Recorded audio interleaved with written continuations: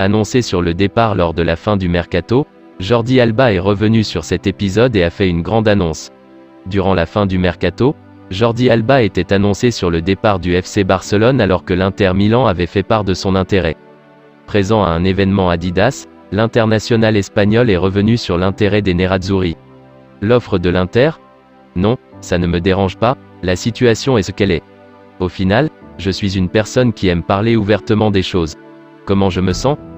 Bien, je ne peux rien dire de plus, c'est le football et rien ne me surprend, a-t-il déclaré pour Relevo. Alba reste concentré avec le Barça. Il s'est par la suite exprimé sur son avenir, qu'il ne voit nulle part ailleurs qu'à Barcelone. Je pense toujours à Barcelone parce que je me vois prêt à concourir dans les 2 années restantes de mon contrat. Mon engagement au club est complet et je ne parlerai plus de cette question. Pour résumer, annoncé sur le départ lors de la fin du mercato, Jordi Alba est revenu sur cet épisode et a fait une grande annonce. En effet, l'international espagnol ne se voit nulle part ailleurs qu'à Barcelone et compte bien aller jusqu'au bout de son contrat.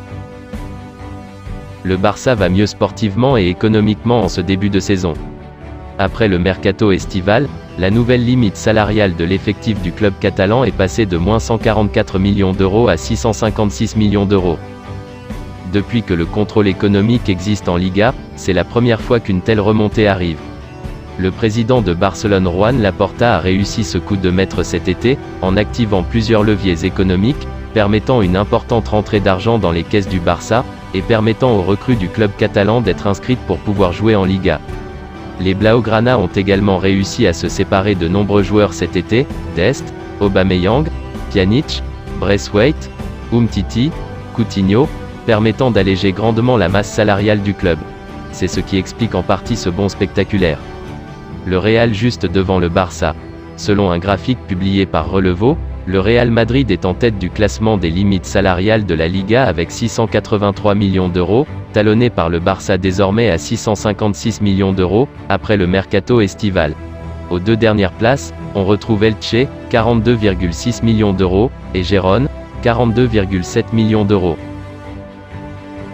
Bref, découvrez la composition des Blaugrana face à Cadix, avec le début des nouveaux recrues. Alors qu'ils venaient de disputer leur match en Ligue des Champions face à Victoria avec une large victoire, les Blaugrana vont se déplacer demain sur la pelouse de Cadix pour le compte du 4e journée.